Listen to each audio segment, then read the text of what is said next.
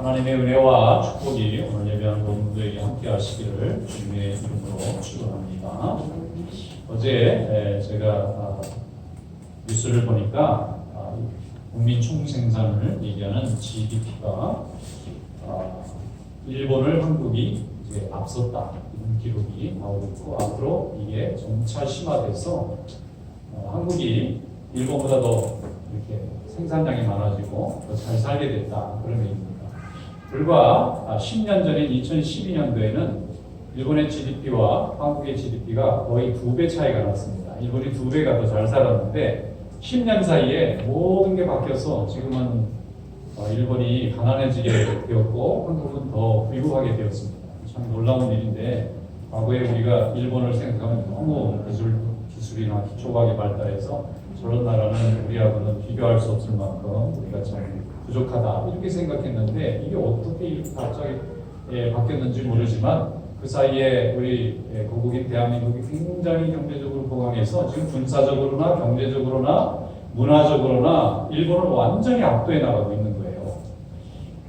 실제 임금을 비교해보면 금방 안다고 그래요. 일본에서 월급이 너무 작아요. 지금 과거에는 굉장히 좋았는데 이렇게 우리 고국이 여러 면에서 이제 앞서가고 있는데, 역사적으로 보면 식민지 지배를 했던 나라와 식민지 지배를 받던 나라가 있죠.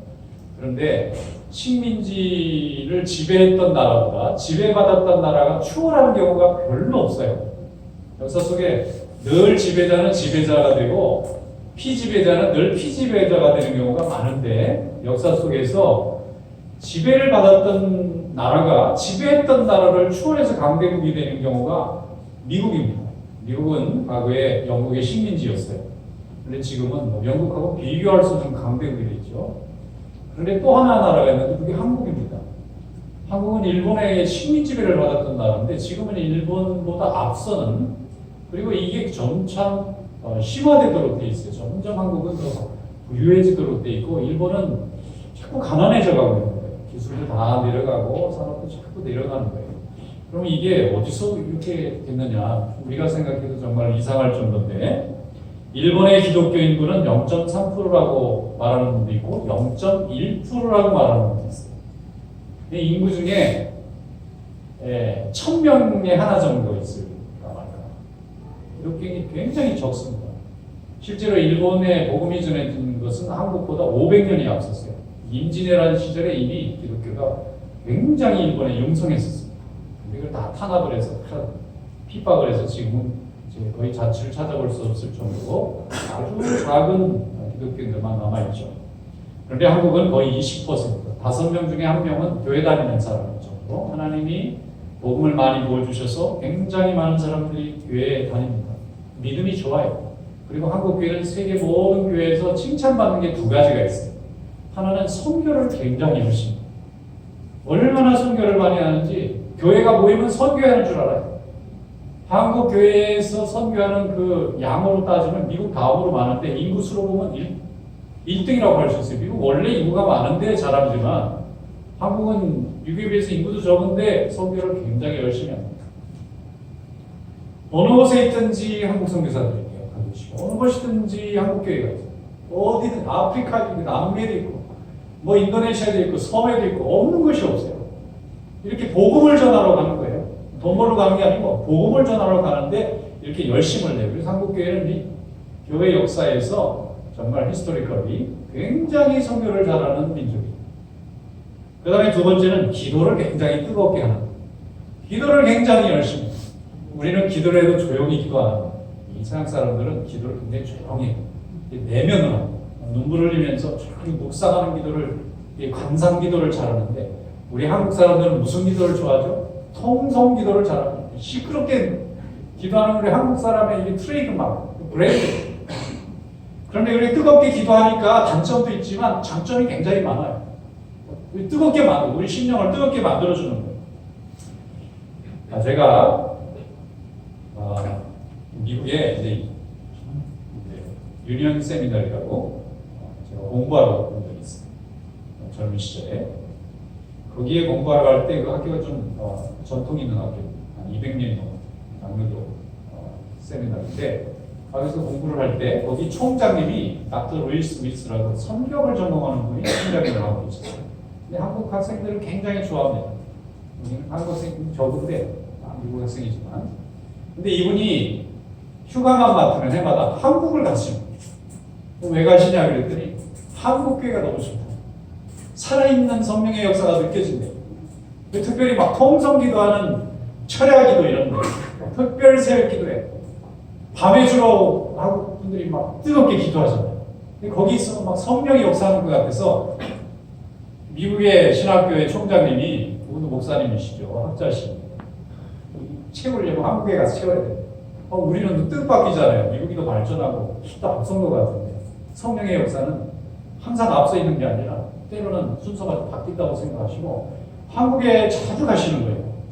그래서 그 집회에 참석하고 와서 학생들한테 가르치시는데 역시 성경을 가르치는 교수님답게 성령의 역사가 어떻게 그 시대의 교회를 이끌어가는가 하는 것에 대한 얘기를 많이 하실 때 특별히 한국교회 교인들을 참 칭찬하고 많이 이렇게 사례로 들으시더라고요. 그리고 직접 그 신학교에서 가끔 이제 예배를 드릴 때가 있어요. 사순절이라든가 아니면 추수감사절이라든가 성탄절이라든지 그러면 특별 예배를 만들어가서 한국 학생들 보고 좀 인도하라고 그러고 꼭 통성기도하는 시간을 넣어달라는 거예요. 미국 목사님이실 때. 그럼 우리 한국 학생들이 통성기도하면 미국 학생 뭐 알아들을 수가 없잖아요. 그런데 어떻게 저렇게 모두 시끄럽게 기도하다가 한순간에 딱 끝날 수가 있네요. 컨트롤이 어떻게 되느냐 그게 신기한가 봐요.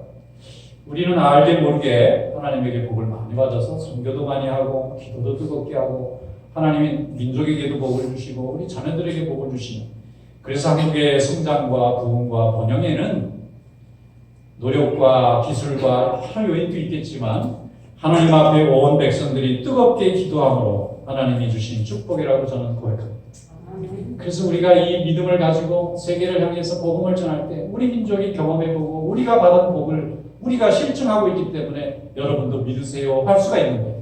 우리가 경험해보니까 이렇게 좋은 하나님의 말씀입니다. 그래서 진정 복음을 붙잡는 민족은 하나님이 이 땅에서 머리가 되게 해주시고 꼬리가 되지 않도록 해주시겠다고 하는 약속이 반드시 이루어지리라고 믿습니다. 이것을 자녀들에게 잘 가르치면 자녀들 역시 복을 받고 이것을 소홀히 하면 우리 하나님이 주시는 복이 소홀해질 수밖에 없는 거예요.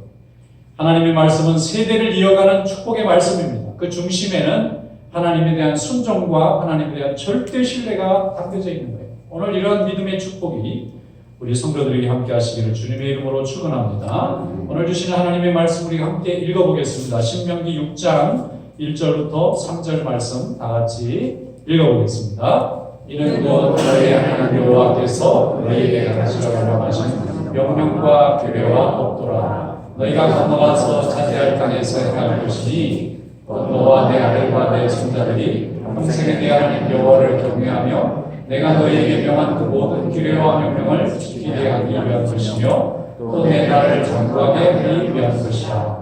이스라엘아 듣고 삼가 그것을 행하라. 그리하면 내가 복을 받고 내 조상들의 하나님 여호와께서 내게 허락하신 같이 적과 꿀이 흐르는 땅에서 내가 크게 번성하리라. 아멘. 3절까지.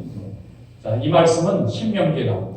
신명기는 모세가 이스라엘 백성들이 가나안 입성을 앞두고 마지막에 그 평야과 모압 평지에서 그 백성들에게 40년간의 광야 생활을 모두 총정리하면서 어떻게 새로운 세대가 새로운 땅에서 하나님과 동행할 것인가를 가르치는 설교의 말씀입니다.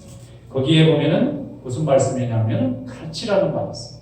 가르치라는 거예요. 우리 하나님의 백성들은 날마다 배우고 가르치고 평생 배워야 됩니다. 누군가는 가르치고 누군가는 배워야 되는데 하나님의 말씀을 사랑하고 순종하는 법을 가르치라는 거예요. 누가 가르치느냐면 부모가 가르쳐야 된다는 거예요. 누가 배우는 거예요? 자녀가 배워야 돼요. 무엇을 가르치느냐? 하나님이 살아계시다는 걸 가르치라. 부모의 사명입니다. 부모가 아이들에게 먹을 것과 입을 것을 주고 공부시켜주고 뭐 시집장가 보내는 게 부모의 사명이 아니고 그 사명 플러스 하나님의 말씀을 가르쳐서 자녀의 인생 가운데 하나님을 날마다 경외하고 동행할 수 있도록 믿음을 심어주는 이것을 반드시 가르쳐줘야 된다. 이것을 가르쳐주면 오고 오는 세대가 우리 자녀에게 우리 손자들에게 그 후에 손자 모든 자손들에게 계속해서 축복받고 번성하고 장수하고 강한 민족으로, 강한 가정으로, 강한 인생으로 살아갈 수 있도록 하나님이 지켜주실 줄로 믿습니다. 나라에 강해지는 비결이 사람들이 스스로 만들어내는 데서 오는 것이 아니라 모두 다 한 마음으로 하나님을 경외하고 그 말씀을 온전히 가르치고 배우고 쫓아갈 때에 하나님이 우리를 강한 인생으로 세워주실 줄로 믿습니다. 하나님은 이 세상을 다 만드셨어요. 그리고 지금도 모든 생명의 주인이 되십니다. 이 세상을 만드시고 모든 생명의 주인 되신 분이 누군지를 아는 것이야말로 세상의 가장 중요한 지식이고 그것이 바로 힘이 될 줄로 믿습니다. 오늘 7절 말씀에 보면 내 자녀에게 부지런히 가르치며 게을리 가르치면 안 돼. 부지런히 가르치며 집에 앉았을 때든지 길을 갈 때든지 누웠을 때든지 일어날 때든지 이 말씀을 강론할 것이며 강론이 뭡니까? 티칭하는 거예요. 알려주는 거예요. 공부시켜주는 겁니다. 그런데 집에 있을 때나 가정에 있을 때나 일어섰을 때나 앉았을 때나 이건 뭐죠? 항상 하라는 거예요. 잠깐 쉬어도 안 되는 겁니다. 날마다 하나님의 말씀이 우리 자녀들의 귀 속에 계속 울리도록 우리가 집 안에서 밖에서 가르쳐야 되는 거예요. 이 구체적인 방법에 대해서 성도들에게 사명을 주신 겁니다. 우리 하나님의 백성으로 또 자녀를 둔 부모로 오늘도 여러분의 자녀들에게 하나님의 말씀을 힘있게 증거하는 날마다 쉬지 않고 증거하는 귀한 부모님들이 다 될 수 있기를 주님의 이름으로 축원합니다. 우리가 하나님 앞에 예배하며 기도하고 말씀을 되새기면서 온전히 하나님 앞에 우리의 생각과 마음과 뜻이 완전히 젖어 있을 때에 우리가 하나님의 은혜를 누리게 되는 줄로 믿습니다. 그럼 어떻게 하나님 앞에 완전히 그 말씀에 잠겨서 살 수 있느냐? 눈으로 보고 만져지고 느껴지는 모든 그 환경을 완전히 다 하나님의 말씀으로 다 지배하도록 그렇게 만들면 됩니다. 열심히 자녀들에게 가르치시기를 바랍니다. 가르침 중에서 최고의 가르침은 뭐냐면 본을 보여주는 겁니다. 입으로 설명하는 것에는 가르침은 그리 힘이 없습니다. 그러나 몸으로 직접 보여주는 대업은 굉장히 힘을 갖게 됩니다. 부모가 스스로 예배드리고 스스로 기도하고 헌신하면 자녀들은 설명하지 않아도 이게 얼마나 인생에 중요한 건지를 스스로 다 깨우치고 배우게 됩니다. 그런데 입으로는 설명해 줬는데 삶 속에서는 아무것도 보여주는 게 없으면 깨달아지지 않는다는 거예요. 함께 예배드리는 자녀는 나중에 스스로 예배자가 될 확률이 높습니다. 그러나 부모가 예배하지 않으면 자녀가 예배드린다는 건 굉장히 어려운 거예요. 본 적이 없고 같이 참석한 적이 없기 때문에 그래서 저희 교회는 예배를 처음 드릴 때 자녀들이 함께 예배드리기를 권합니다. 옆에 같이 앉히세요.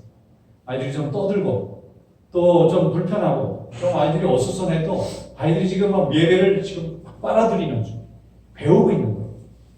부모가 하나님 앞에 예배드리는 것을 아이들이 설명으로 듣는 것이 아니라 체험으로 배우고 있는 거예요. 물론 이제 설교는 너무 좀 집중하기 어려우니까 그때는 아이들끼리 가서 선생님이 또 아이들 수준에 맞춰서 말씀을 가르치지만 예배라고 하는 것은 지식으로 가르치고 배울 수 있는 것이 아니라 참여함으로 깨닫고 느끼고 배우는 것이죠. 그래서 어른들과 함께 예배드리는 경험을 해보는 것이 굉장히 중요합니다.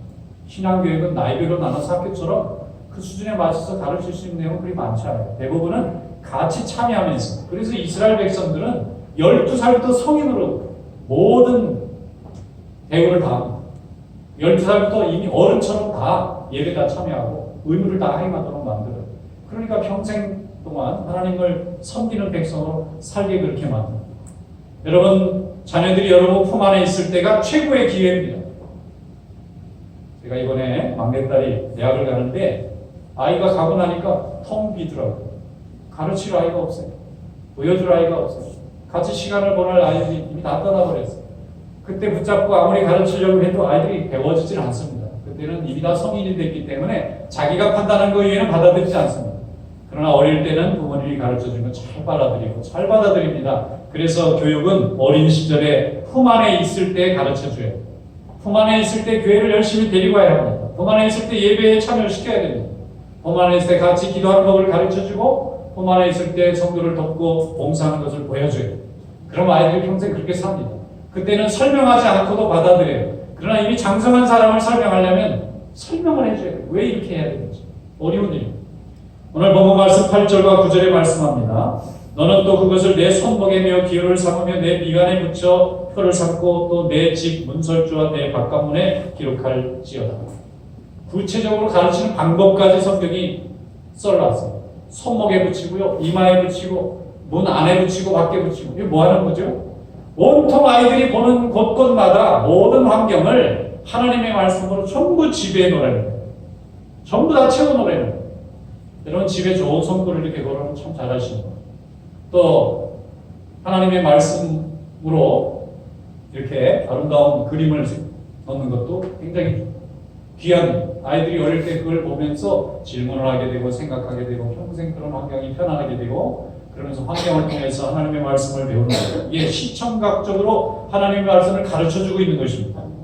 성도들 집에는 성경 구절이 없는 집들이 없더라고요. 신방에 보면 다 성경 구절 하나씩은 다 벽에 붙어 있어요. 성경책도 있고요. TV에는 기독교 방송이 계속 나오는 집도 있습니다.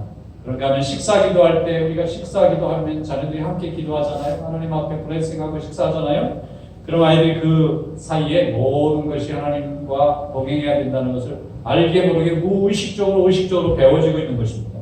거기 어떤 성도들은 주중에 열심히 교회도 나오고 온 성도들이 또 주일날에는 예배 나오지 않습니까? 아이들은 당연히 부모의 손을 붙잡고 성전에 나오면서 하나님과 동행하는 법을 어떻게 행해야 되는지를 배워가고 있는 것입니다.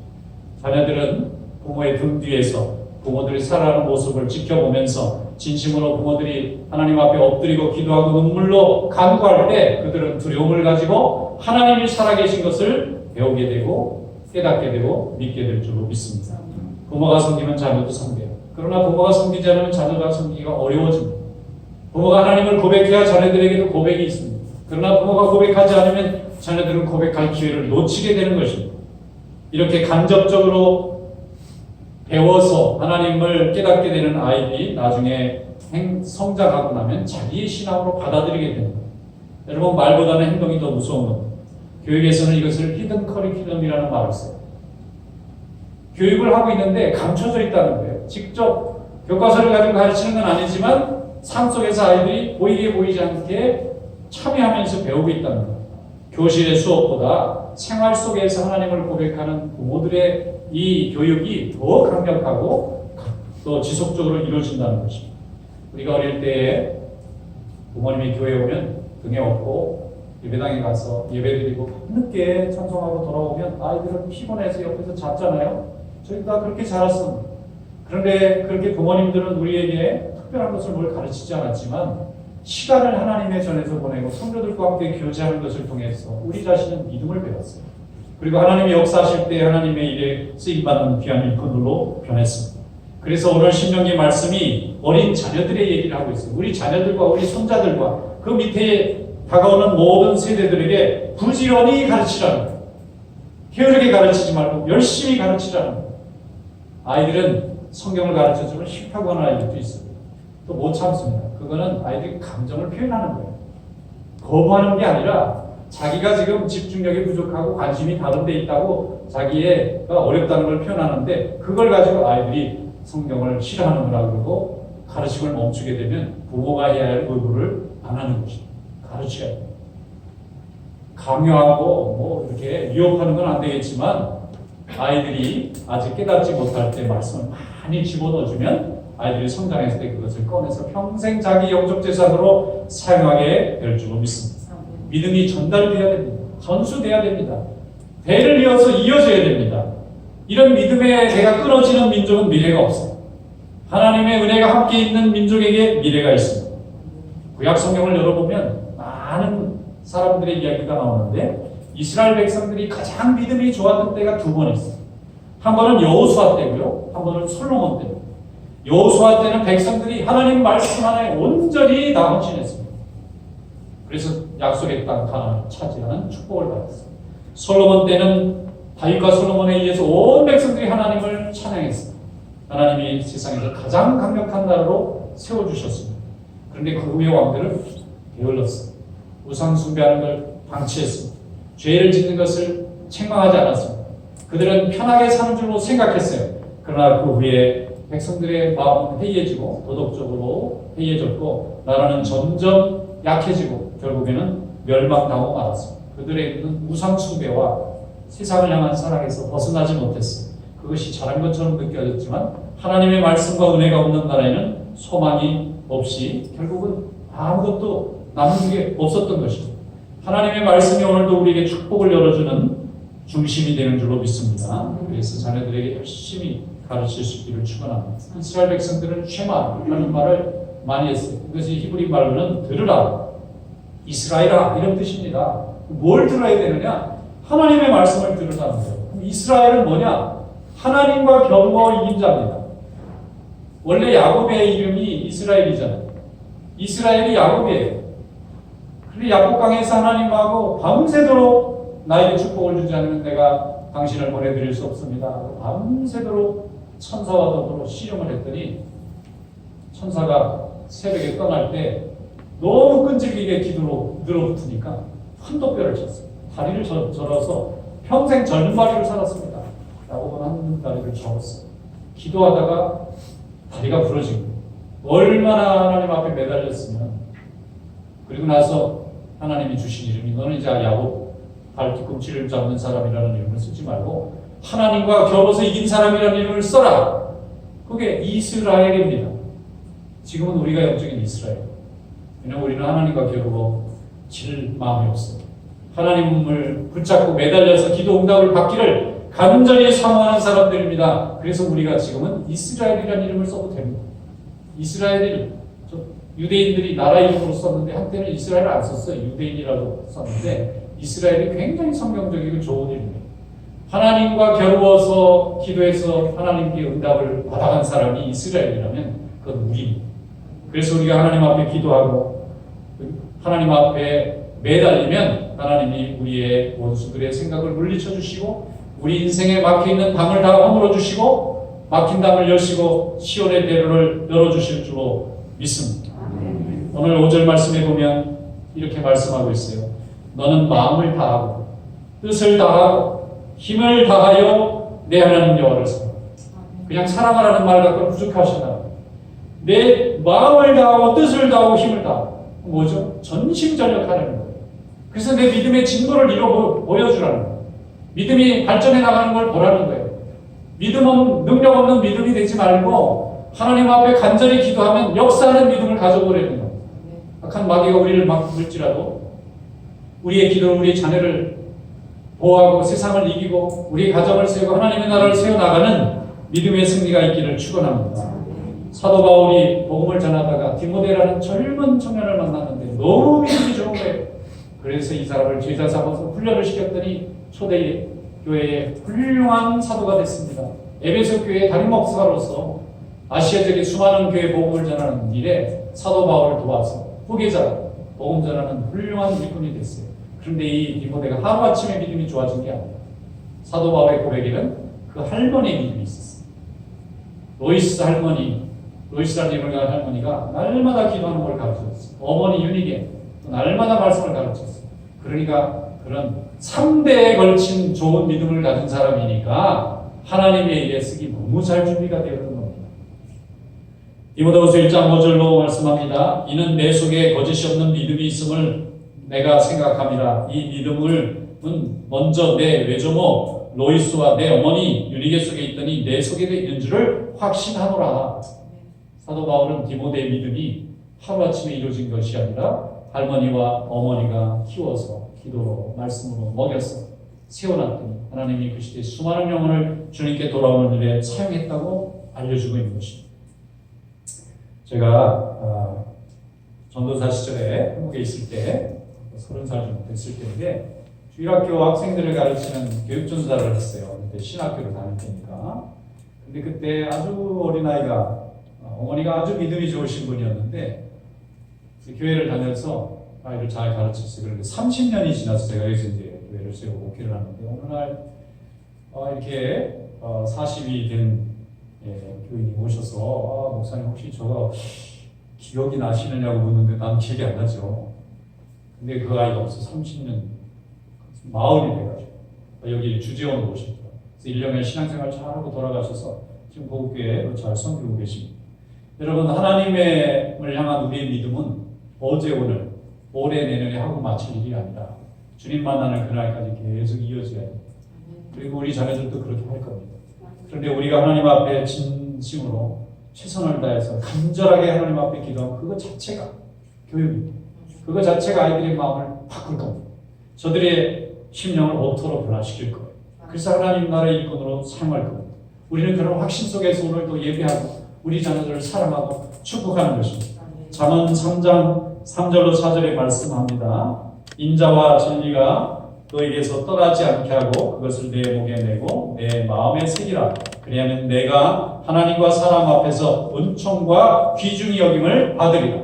하나님 앞에 은총과 귀중히 여김을 받는 살아 역사하는 능력의 믿음이 될 수 있기를 주님의 이름으로 축원합니다. 기도하겠습니다. 살아계신 하나님 감사합니다. 오늘도 저희들 특별히 불러 하나님 자녀 삼아주시고 예배하게 하시고 말씀을 자녀들에게 가르침으로 이 땅에 하나님 나라를 세워갈 수 있도록 인도해 주신 하나님 감사합니다. 우리에게 동행하여 주시고 아름다운 믿음의 역사가 날마다 열매 맺게 하여 주시옵소서. 예수님의 이름으로 감사하며 기도드리옵나이다. 아멘.